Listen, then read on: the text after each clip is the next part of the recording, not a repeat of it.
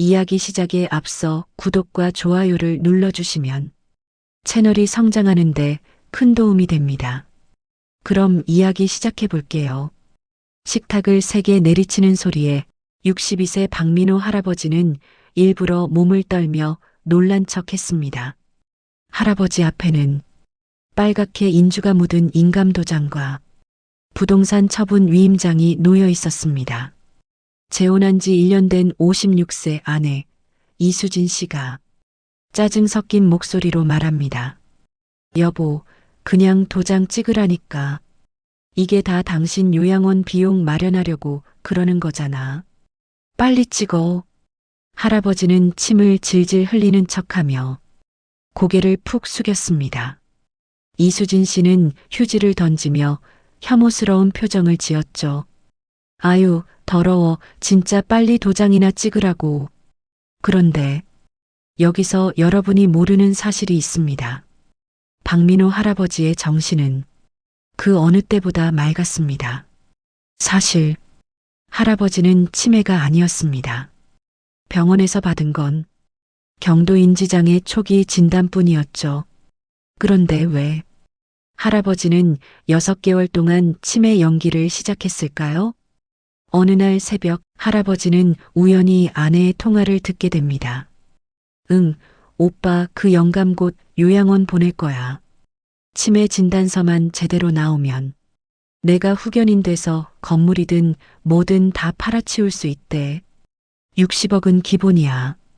그 순간 등산 동호회에서 만나 오빠 나랑 같이 살면 외롭지 않을 거예요 라고 지극정성으로 다가왔던 아내가 사실은 60억 빌딩을 노린 꽃뱀이었다는 걸 할아버지는 깨닫게 됩니다. 분노가 치밀었지만 할아버지는 이를 악물고 참았습니다. 그리고 결심했죠. 좋아, 내가 원하는 대로 치매 연기해 주마. 하지만 이 혀가 너를 지옥으로 보낼 거다. 치매 연기 6개월.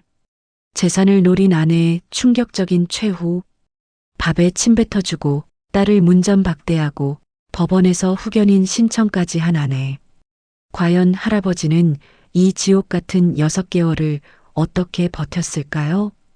그리고 법정에서 무슨 일이 벌어졌을까요? 끝까지 보면 정말 속이 뻥 뚫리는 사이다 장면이 기다리고 있습니다. 지금 바로 끝까지 함께 해주세요. 늦은 오후 햇살이 거실 커튼 사이로 길게 드리워져 있었습니다. 62세 박민호 씨는 소파에 앉아 창밖을 바라보고 있었어요. 은퇴 후 5년 그는 강남에 위치한 60억 원대 상가 빌딩의 임대 수익으로 여유롭게 살고 있었습니다. 빌딩은 젊은 시절 땀 흘려 모은 전 재산이었죠. 아내와 함께 조용히 늙어가면 충분하다고 생각했던 평범한 노년이었어요. 작년 봄 그는 56세의 이수진 씨와 재혼했습니다. 등산 동호회에서 만난 그녀는 밝고 활달했어요. 오빠 나랑 같이 살면 외롭지 않을 거예요 라고 웃으며 손을 잡아주던 모습이 아직도 생생합니다. 첫 아내를 10년 전에 잃고 홀로 지내던 민호 씨에게 그녀는 오랜만에 찾아온 따뜻한 봄바람 같았죠. 결혼식은 소박하게 치렀고 딸 혜린이만 조용히 축하해 주었습니다. 혜린이는 서울 대형 로펌에서 일하는 변호사로 바빠서 자주 오지는 못했지만 아버지를 누구보다 아꼈어요. 민호 씨는 원래 성격이 꼼꼼하고 조용했습니다. 젊어서는 건설회사에서 현장 소장을 하며 뼈 빠지게 일했어요. 돈을 모을 때는 한 푼도 허투루 쓰지 않았죠. 그래서 빌딩 한 채를 장만할 수 있었습니다. 나중에 편히 살자는 그 한마디가 평생의 목표였어요. 은퇴 후에는 매일 아침 동네 공원을 산책하고 낮에는 신문을 읽으며 시간을 보냈습니다. 가끔 건망증이 생겨 열쇠를 어디 뒀는지 잊을 때가 있었지만 나이 들면 누구나 그렇다고 생각했어요.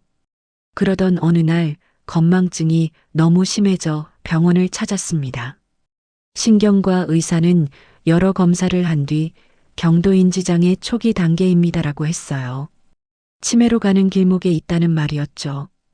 약을 처방받고 집으로 돌아온 날 민호 씨는 아내에게 조심스럽게 말했습니다.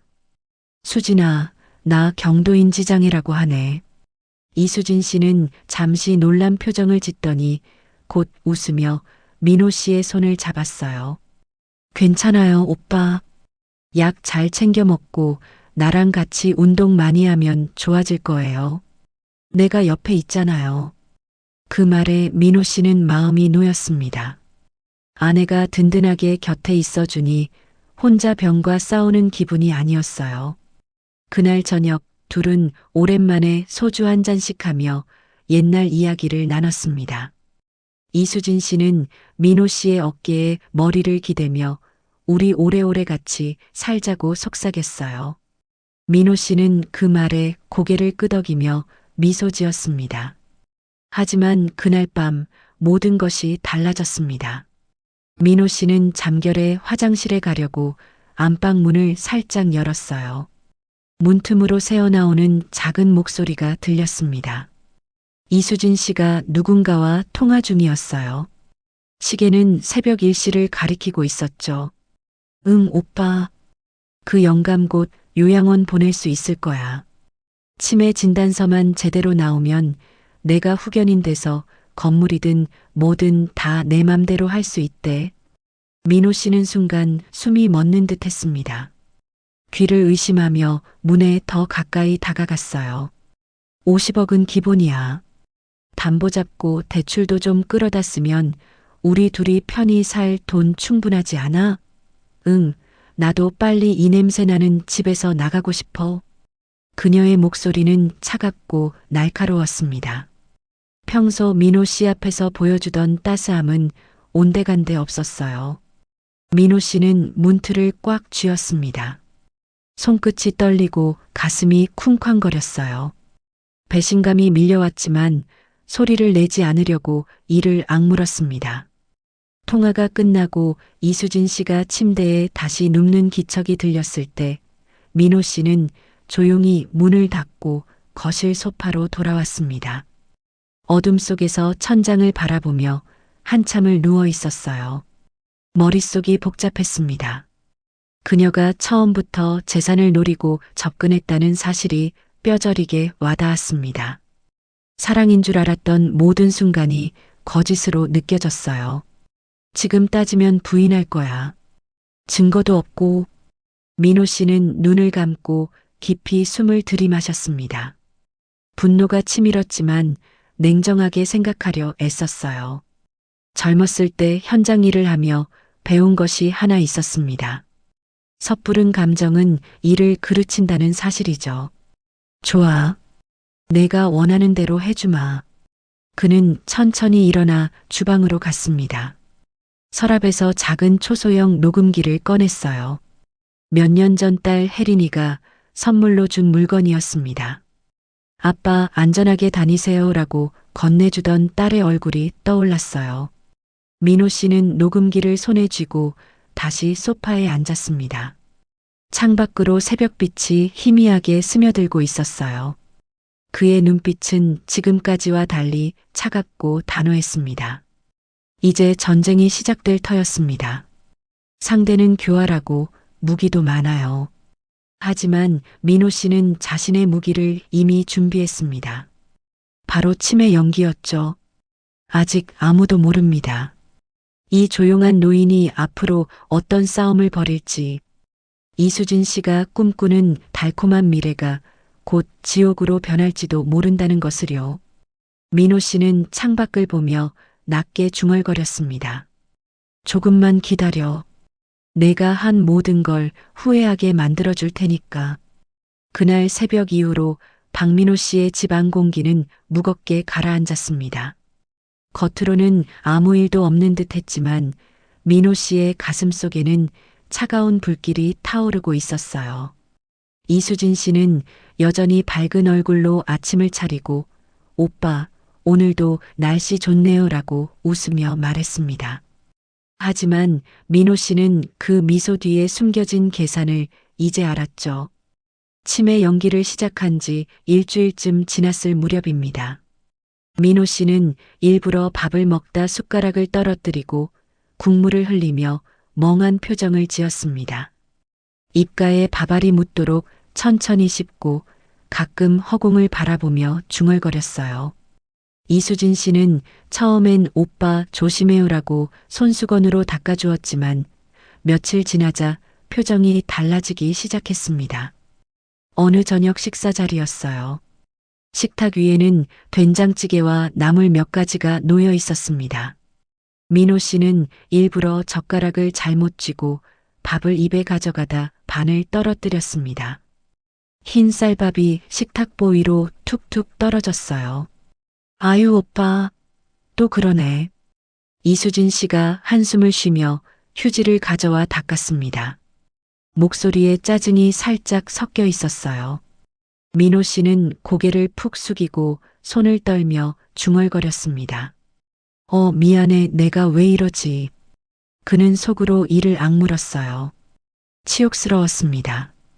평생 뼈 빠지게 일해 모은 재산을 지키기 위해 이렇게까지 해야 하나 싶었죠. 하지만 딸 혜린이의 얼굴이 떠오르면 다시 마음을 다잡았습니다. 이게 다 가족을 위한 일이야. 며칠 더 지나자 이수진 씨의 태도가 확 바뀌었습니다. 아침에 일어나 보니 식탁에 밥과 반찬이 놓여 있었지만 김치가 며칠 된 것처럼 시큼한 냄새가 났어요. 밥은 조금 식어서 딱딱했습니다. 민호 씨가 천천히 먹기 시작하자 이수진 씨가 핸드폰을 보며 툭 내뱉었습니다. 맛도 모를 텐데 빨리 먹어요. 나 바빠요. 민호 씨는 놀란 척 눈을 동그랗게 뜨고 그녀를 바라보았습니다. 그녀는 눈도 마주치지 않고 계속 핸드폰만 보았어요. 그날 저녁은 더 심했습니다. 이수진 씨가 혼자 배달앱으로 족발을 시켜 먹었어요. 기름진 족발을 뜯으며 맥주를 마시는데 민호 씨 앞에는 작은 그릇에 김치 국물에 밥만 말아 놓았습니다. 오빠도 먹어요. 어차피 맛 모르잖아요. 그녀가 웃으며 말했습니다. 목소리에 비웃음이 가득했어요. 민호 씨는 주머니 속 녹음기가 돌아가고 있음을 확인하며 천천히 숟가락을 들었습니다. 속으로는 피가 거꾸로 솟았지만 표정은 멍하게 유지했어요. 밤이 되어서야 민호 씨는 혼자 방에 앉아 녹음을 들어보았습니다. 이수진 씨가 낮에 내연남으로 보이는 사람과 통화한 내용이 선명하게 녹음되어 있었어요. 응, 이제 완전히 방심했어. 밥도 제대로 안 차려주고 있는데도 아무 말 안 해. 요양원 보낼 준비나 해볼까?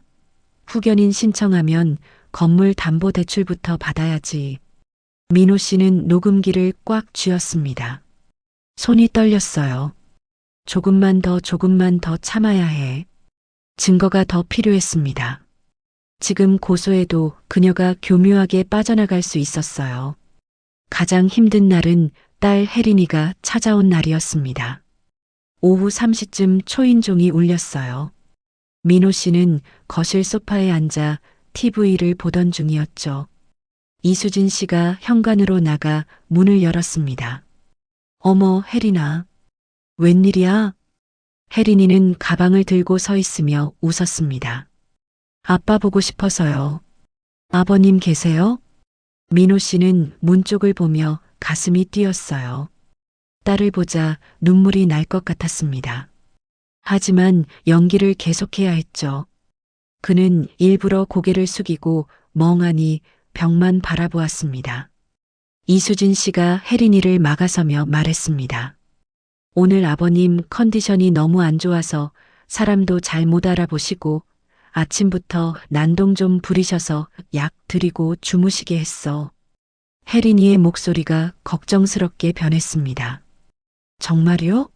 아빠 얼굴 잠깐만 보고 갈게요. 아니, 혜린아. 의사 선생님이 절대 안정 취하라고 했어. 자꾸 찾아오면 유산 노리는 거 아니냐고 오해할까봐. 이수진 씨 목소리가 낮아지며 위협적으로 변했습니다. 민호 씨는 방 안에서 그 말을 다 듣고 있었어요. 문이 잠겨 있어 밖으로 나갈 수 없었습니다. 주먹을 꽉 쥐고 이를 갈았어요. 내 딸까지 이 여자는 정말.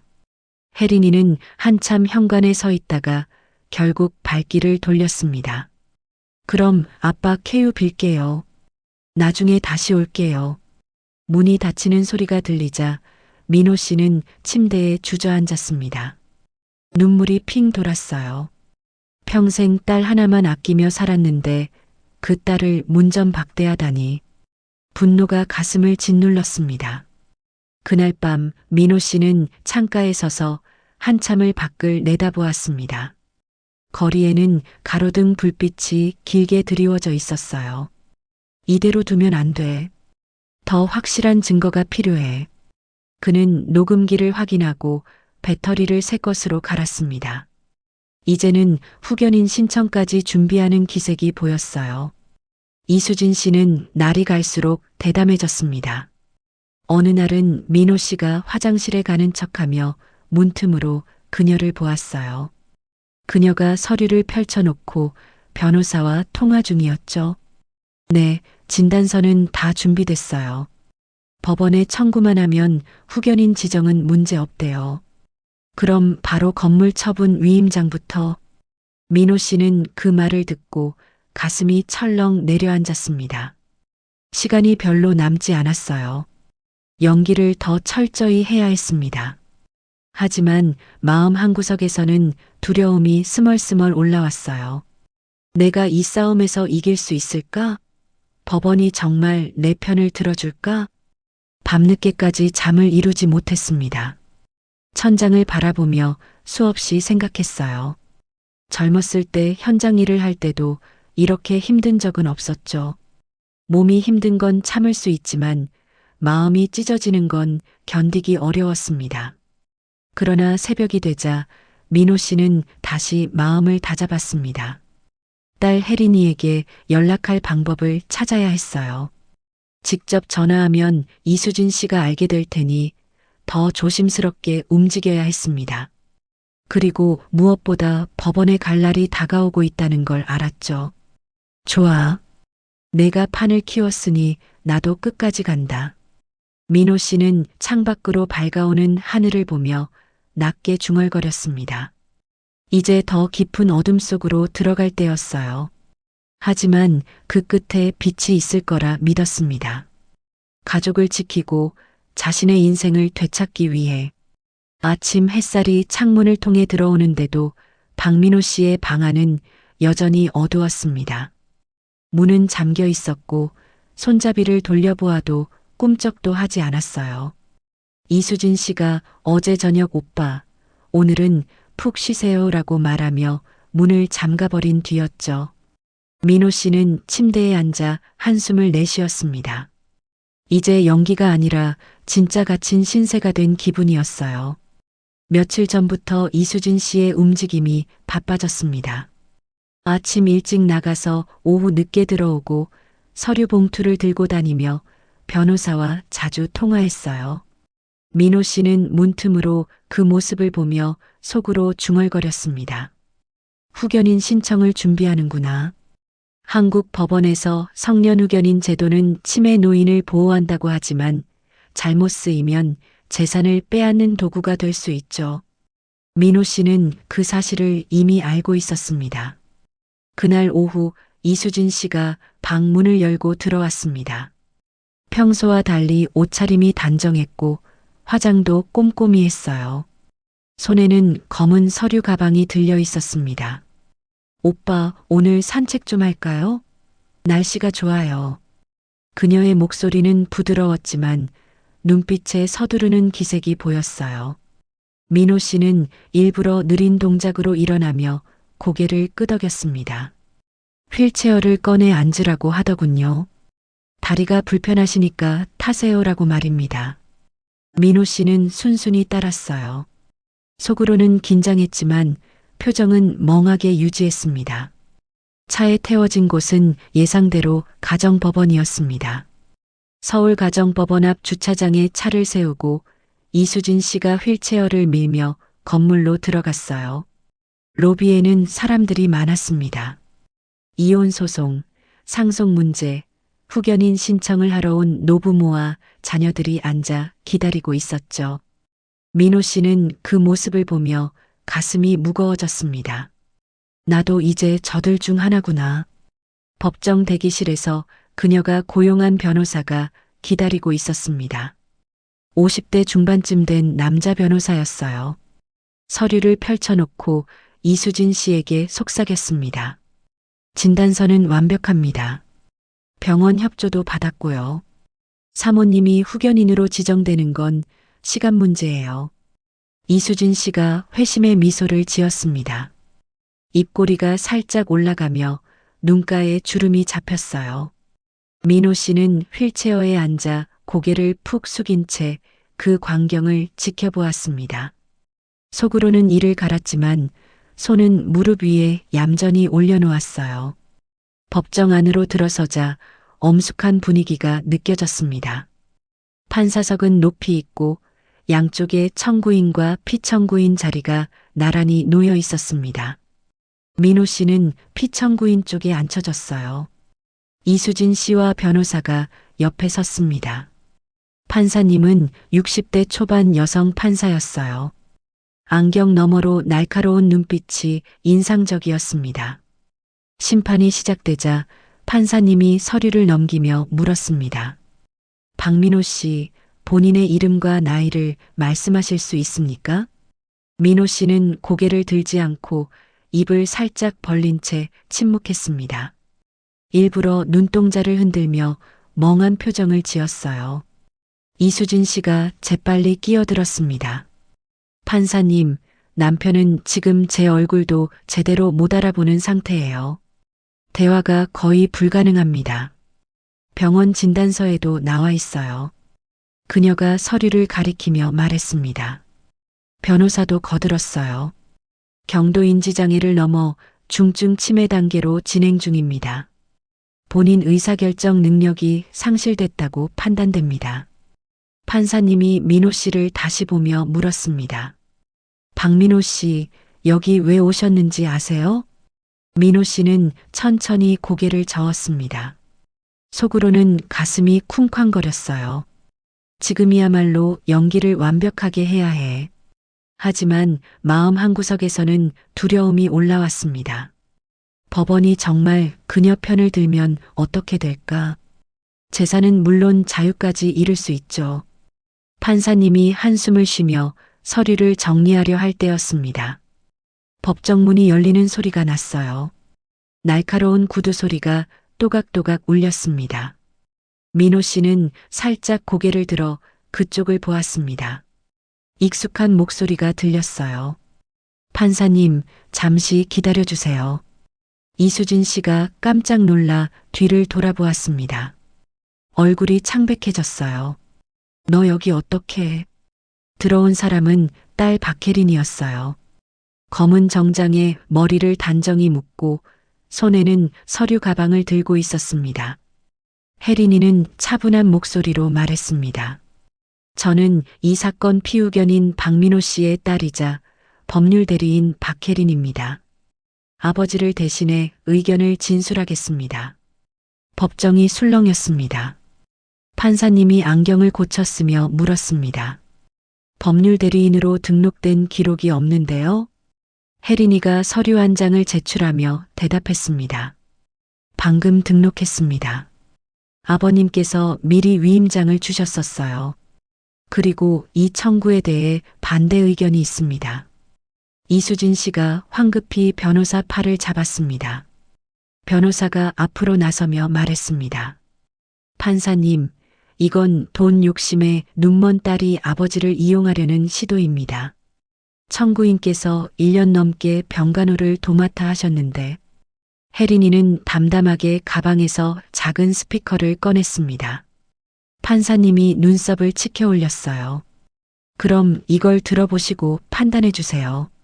민호 씨는 그 순간 가슴이 뛰었습니다. 혜린이가 어떻게 증거를 그는 아직 딸에게 아무 연락도 하지 못했어요. 어떻게 알았을까? 절망 속에 있던 그에게 갑자기 빛이 비치는 느낌이었죠. 하지만 아직 끝난 게 아니었습니다. 이수진 씨가 소리쳤습니다. 판사님, 저건 조작일 수 있어요. 요즘 AI로 목소리 만드는 기술이. 혜린이가 스피커 버튼을 눌렀습니다. 이수진 씨의 목소리가 법정에 울려 퍼지기 시작했어요. 이 영감 곧 요양원에 처박아야 해. 건물부터 담보 잡고 대출 받아야지. 민호 씨는 휠체어에서 몸을 살짝 앞으로 기울였습니다. 이제 때가 왔어요. 하지만 아직은 아니었습니다. 판사님의 표정을 봐야 했죠. 법정 안 공기가 팽팽하게 당겨졌습니다. 민호 씨는 속으로 생각했습니다. 이제야 반격이 시작되는구나. 딸이 나타난 건 기적이었습니다. 하지만 증거가 얼마나 설득력이 있을지, 법원이 어떻게 판단할지 아직 알 수 없었어요. 절망의 끝에서 희망의 실마리가 보였지만 승리가 확정된 건 아니었습니다. 민호 씨는 휠체어를 꽉 쥐며 숨을 골랐습니다. 이제 마지막 연기를 해야 할 때였어요. 이 위기를 어떻게 극복할 수 있을까? 모든 게 다음 순간에 달려 있었습니다.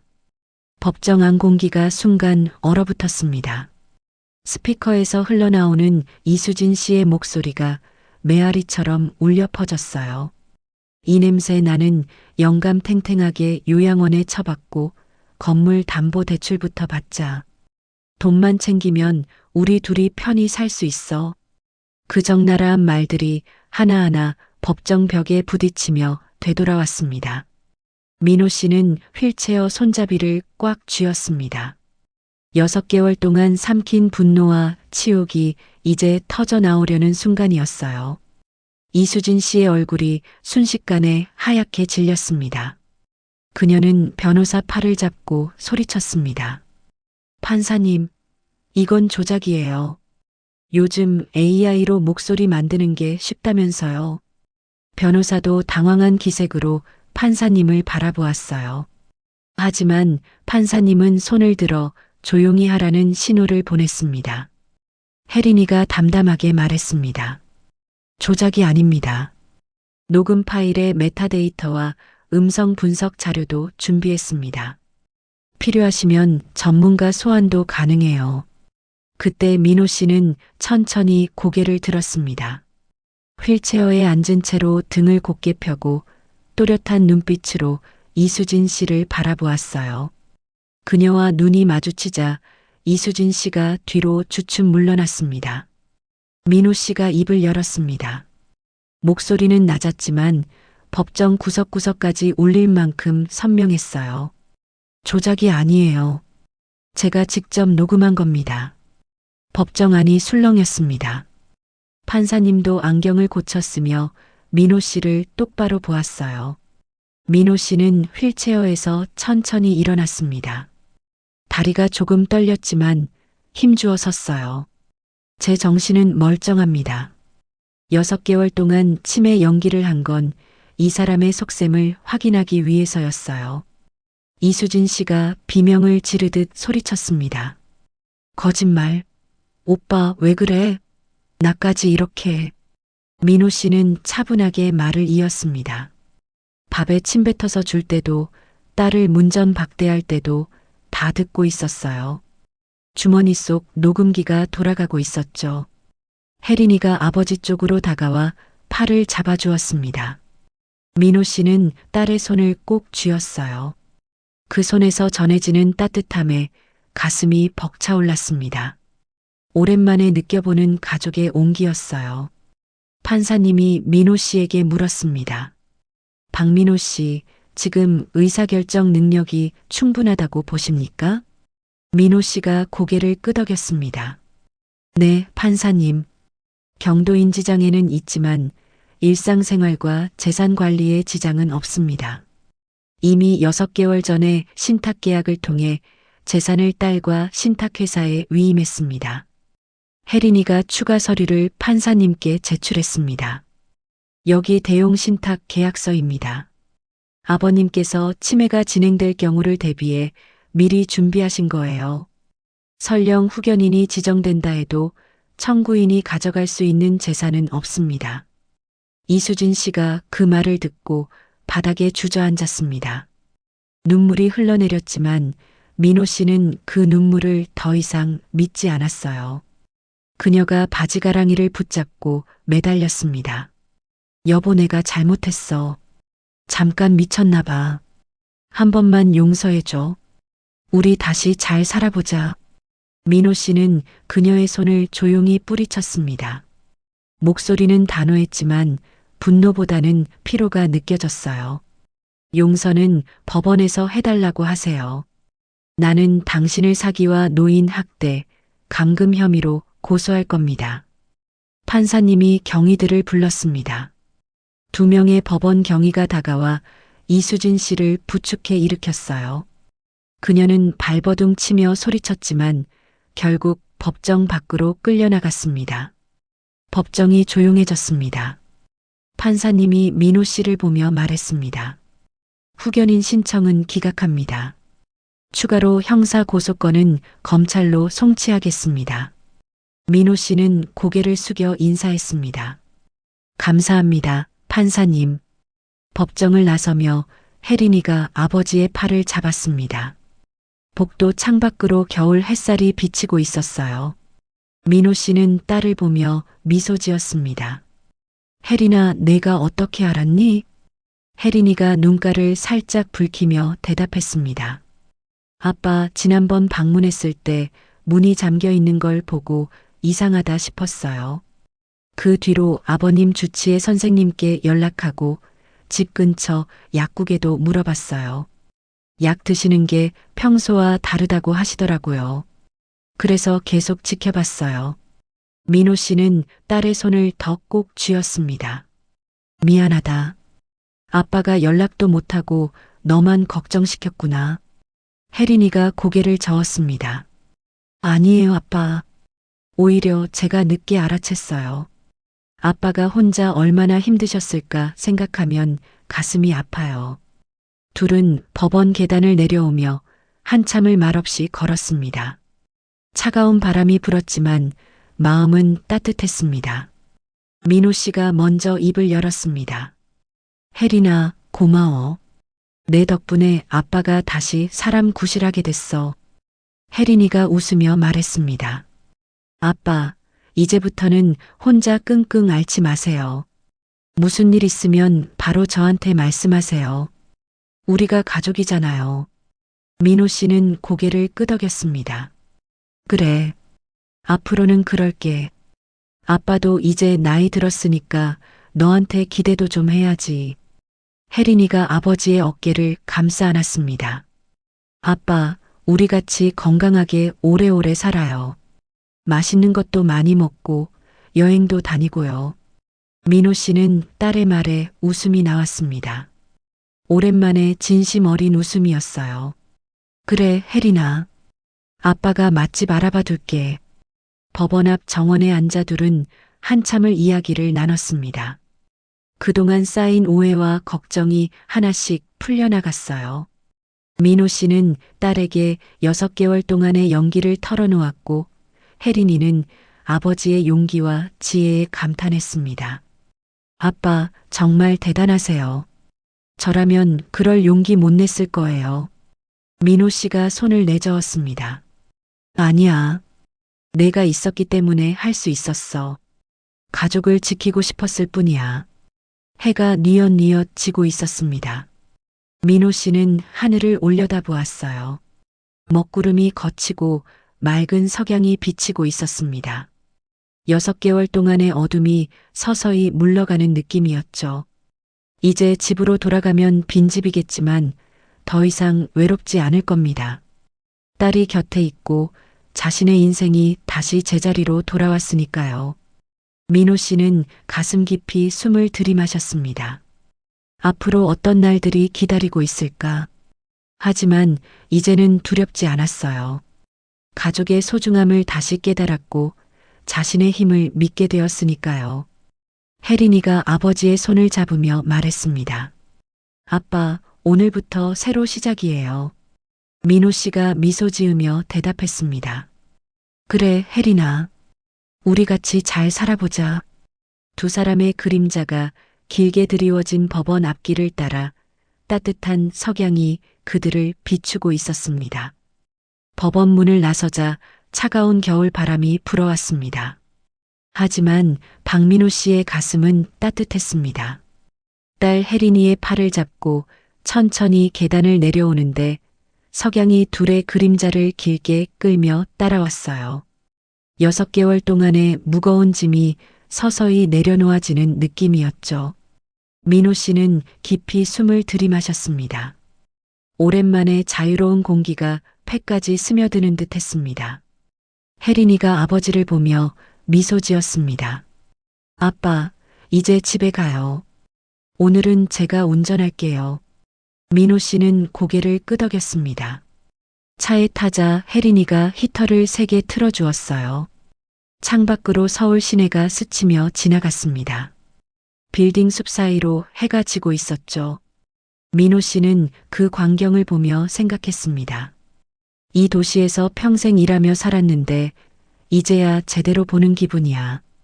집에 도착하니 현관이 조용했습니다.